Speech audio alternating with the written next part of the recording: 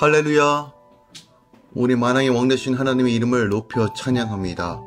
성삼위 하나님의 이름을 붙들고 그 힘을 의지하여 오늘도 구원의 감격과 은혜로 하루를 시작하기 원합니다. 주님만 바라봅시다. 4월 25일 화요일 아침 예배 성삼위 하나님께 올려드립니다. 오늘 하나님의 말씀은 스가랴 12장 1절부터 14절까지입니다. 스가랴 12장 1절부터 14절까지입니다. 이스라엘에 관한 여호와의 경고의 말씀이라.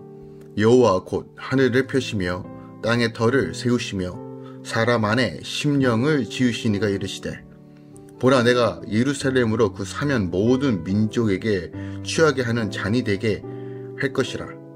예루살렘이 에워싸일 때에 유다에까지 이르리라. 그날에는 내가 예루살렘 모든 민족에게 무거운 돌이 되게 하리니 그것을 드는 모든 자는 크게 상할 것이라. 천하 만국이 그것을 치려고 모이리라. 여호와가 말하노라. 그날에 내가 모든 말을 쳐서 놀라게 하며 그 탄자를 쳐서 미치게 하되, 유다 족속은 내가 돌보고 모든 민족의 말을 쳐서 눈이 멀게 하리니, 유다의 우두머리들이 마음속에 이르기를 예루살렘의 주민이 그들의 하나님 만군의 여호와로 말미암아 힘을 얻었다 할지라. 그날에 내가 유다 지도자들을 나무 가운데 화로 같게 하며 곡식단 사이에 횃불 같게 하리니, 그들이 그 자유에 에워싼 모든 민족들을 불사를 것이요 예루살렘 사람들은 다시 그 본 곳 예루살렘에 살게 되리라. 여호와가 먼저 유다 장막을 구원하리니 이는 다윗의 집의 영광과 예루살렘 주민의 영광이 유다보다 더하지 못하게 하려 함이라. 그날에 여호와가 예루살렘 주민을 보호하리니 그 중에 약한 자가 그날에는 다윗 같겠고, 다윗의 족속은 하나님 같고 무리 앞에 있는 여호와의 사자 같을 것이라. 예루살렘을 치러 오는 이방 나라들을 그날에 내가 멸하기를 힘쓰리라.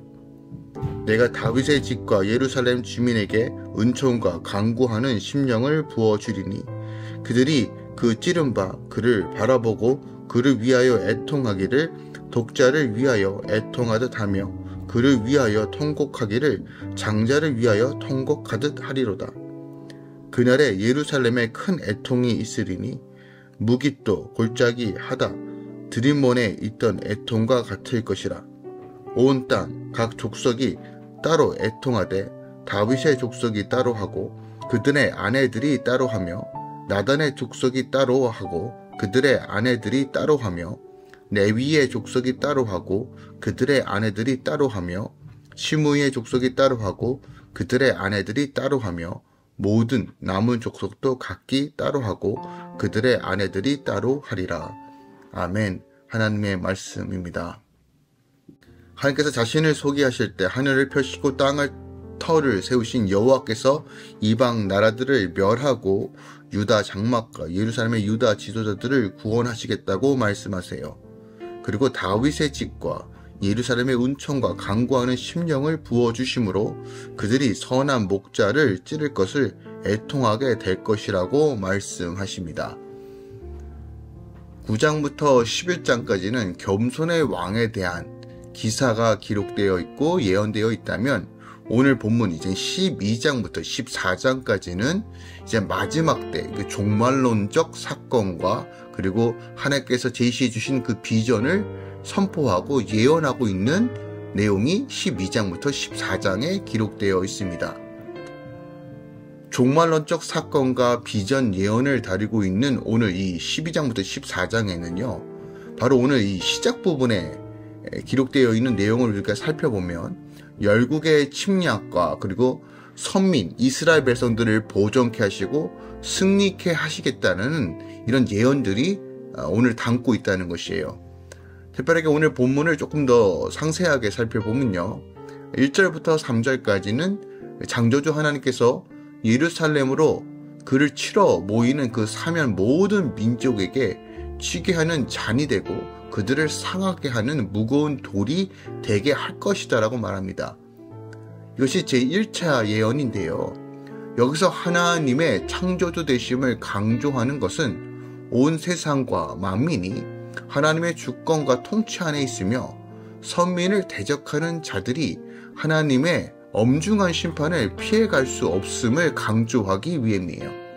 또한 예루살렘은 구약 선민의 수도인 예루살렘이 아니라 영적 예루살렘으로서 교회를 가리킨다라고 우리가 해석해야 합니다.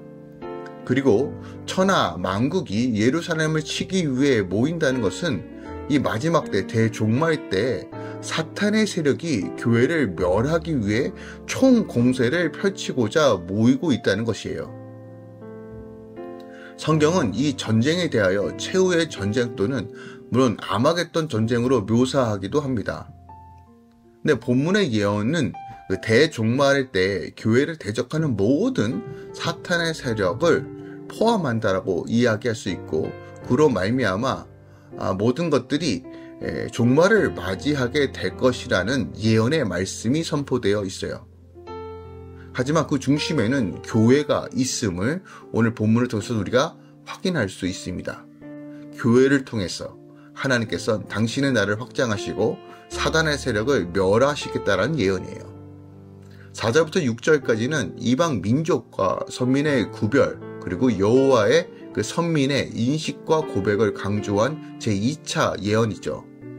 최후의 전쟁의 날에 하나님은 그의 백성들을 대적하는 민족을 치고 그의 백성 선민을 돌보시되 선민의 지도자들을 나무 가운데 화로와 곡식단 사이에 횃불 같게 하심으로 그 선민을 대적하는 자들을 사르게 하고, 그로 말미암아 선민의 지도자들로 하여금 성민의 승리가 하나님의 도우심으로 인한 것을 인식하게 하실 것이라고 말해요.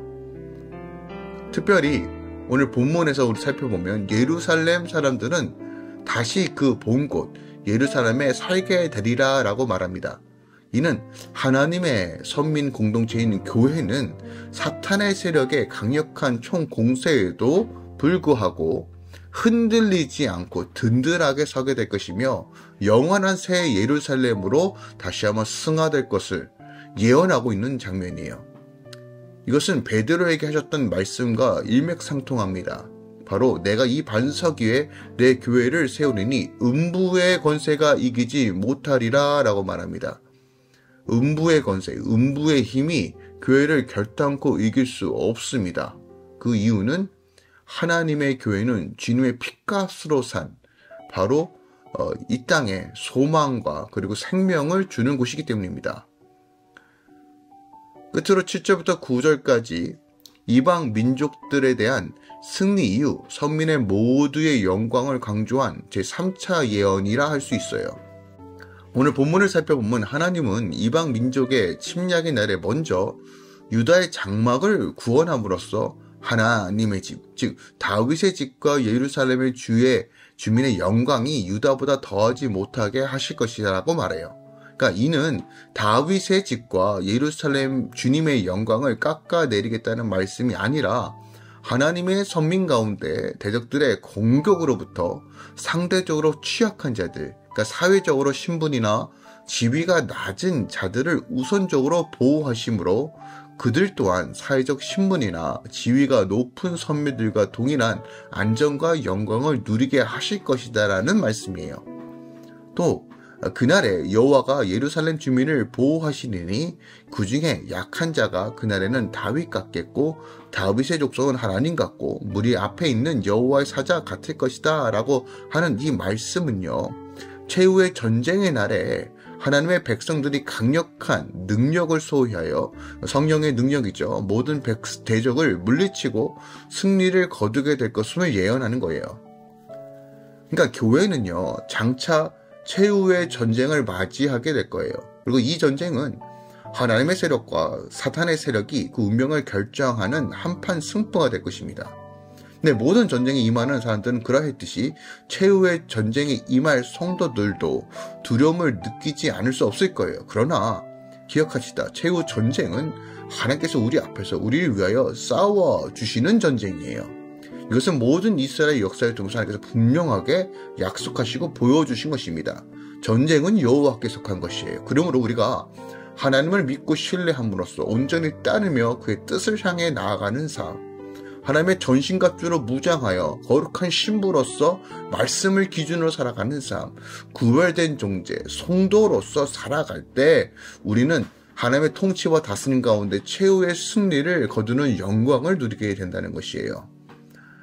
우리는 우리 세대의 최후의 전쟁을 치르게 된다라고 할지라도 주님이 언제 오실지는 모르겠지만 두려워하는 것이 아니라 늘 주님 안에 거하는 삶을 살기로 추진하는 것, 그걸 바라보는 것, 이것이 바로 우리의 또 교회의 본질이라는 것입니다. 특별히 오늘 우리가 본문에서 강조하고 또 주목해야 될 것이 저는 1절의 말씀이라고 생각합니다. 1절을 살펴보면 이렇게 기록하고 있습니다. 이스라엘에 관한 여호와의 경고의 말씀이라. 여호와 곧 하나님을 펴시며 땅에 터를 세우시며 사람 안에 심령을 지으시니가 이르시되 라고 말합니다. 즉 이스라엘과 관련돼서 여호와의 말씀임을 밝히는 내용으로 시작하고 있는데 바로 하나님을 가리켜 하늘을 펴시며 땅에 터를 세우시며 사람 안에 심령을 지으신이다라고 자신을 소개하고 있어요. 바로 하나님께서 창조주요 그리고 전능자라는 것을 강조하는 내용입니다. 하나님의 말씀은 살아있고 활력이 있고 좌우에 날선 어떤 검보다 예리하며 혼과 영과 및 관절과 골수를 찔러 쪼개기까지 하며 또 마음의 생각과 뜻을 판단하십니다. 이거 히브리서 4장 12절 말씀이죠. 즉 하나님을 누구로 인정하고 누구로 받아들이고 누구로 생각하고 어떤 자세로 취하냐, 그 말씀으로 오신 그 하나님의 말씀을 어떻게 우리가 바로 잡으려고 하느냐, 이것이 바로 우리 삶의 모든 인생을 결정하는 핵심이라는 것입니다. 창조주 하나님을 바라보고 만물의 주관자이심을 알아보며 그분을 늘 인정하고 그분을 믿고 신뢰함으로 말씀 가운데 순종하는 삶, 이 말씀으로 다스리고 말씀으로 이루시며 말씀으로 심판하시고 이 모든 것들이 하나님의 뜻 가운데 이루어짐을 바라보는 삶, 이것이 바로 주의 백성들이 이 땅에서 믿음으로 승리할 수 있는 유일한 방식이라는 것을 1절을 통해서 성경은 우리에게 다시 한번 가르쳐주고 있는 것입니다. 그러므로 우리 창조주 하나님을 바라보며 이것을 우리 삶 가운데 근간으로 세우고 말씀을 붙잡는 삶을 사는 것이, 믿음을 굳건하게 하는 것이 바로 지금 우리가 유일하게 살아갈 방식이고, 이것이 바로 하나님의 나라와 의를 세우며 믿음으로 걸어가는 성도의 모습이라는 것입니다. 교회는 말씀으로 세워지고 말씀을 붙잡는 삶입니다. 그 근거는 전능하신 하나님, 이 말씀이 하나님이라는 것을 믿는 것입니다. 스가랴 당시 선민들에게만 해당되는 것이 아닌데요. 이스라엘이 애굽에서 나올 때도 가나안 땅에서 들어갈 때도 생각해 봅시다. 하나님께서는 그들의 힘과 능력을 기대조차 할 수 없었어요. 늘 주님께서 말씀하시는 건 뭐냐면 너희는 내 백성이니 내가 이끌어갈 것이니 너희는 믿음으로 나를 바라보라는 것이야. 전쟁은 여호와께 속한 것이고 너의 믿음을 눈으로 들어 온전히 주를 신뢰함으로써 너의 인생을 책임지고 인도하시는 그 하나님을 바라보는 것입니다. 아무 훈련도 하지 않았어요. 마땅한 무기도 없었습니다. 하지만 그들이 전쟁에서 승리할 수 있었던 유일한 방식은 바로 이 말씀을 의지하여 믿음으로 순종하며 나아간 것이에요. 우리 하나님 전능하십니다. 불가능을 가능케 하시는 분이십니다. 때론 지금 이해가 되지 않는 그 순간, 그 상황 속에서도 여러분 그 신뢰함으로 주님께 나아갑시다. 그리고 주님만을 바라보며 예배합시다. 오늘 우리 안에 회복되어야 될 영성은 바로 이 하나님을 향한 유일성, 오직 하나님만이 창조주시며 구원자이십니다. 우리가 이것이 믿음으로 온전히 회복될 때 여러분 상간에 놀라운 일들이 일어날 것입니다. 할 수 있거든 무슨 말이냐, 믿는 자에게 능치 못할 일이 없다라고 말씀하신 마가복음 9장 23절. 그럼 오늘 창조주 예수를 바라보며 우리 구원자이신 성령 하나님을 바라보며 아버지의 한 분만 의지하며 오늘도 믿음으로 걸어가시길 예수 그리스도의 이름으로 축원드리고 부탁드립니다. 기도하겠습니다. 사랑하는 주님 감사드립니다. 오늘 이 마지막 때에 일어날 일들 또한 그의 백성을 보호하시고 인도하신다는 이 예언의 말씀들을 우리가 묵상합니다. 우리가 이 말씀이 실제가 되는 본질적 이유는 아버지께서 창조주시고 구원자이시기 때문입니다. 그의 백성을 책임지고 인도하시는 하나님, 절대적 신뢰와 믿음으로 나아가기 원합니다. 환경과 상황과 내 상황에 주목하는 것이 아니라 회복하시고 치유하시는 하나님을 바라보기 원합니다. 주님, 할렐루야 교회 공동체, 가정들, 각자의 사정과 상황이 너무나 다릅니다. 그러나 우리가 주님께 주목했을 때 주님이 치유하심을 믿음으로 바라봅니다. 주님, 긍휼과 은혜를 베푸시며 할렐루야 교회 성도와 함께 이 아침에 말씀을 나누는 주의 성도들을 긍휼히 여겨 주시옵소서. 그리고 믿음으로 날아갈 수 있도록 주님 도와주시옵소서. 이제는 우리 주 예수 그리스도의 은혜와 우리 하나님 아버지의 놀랍고 지극하신 사랑과 성령님의 느꼈던 충만 역사하심이 이제부터 영원까지 함께 계시길 축원하노라. 아멘.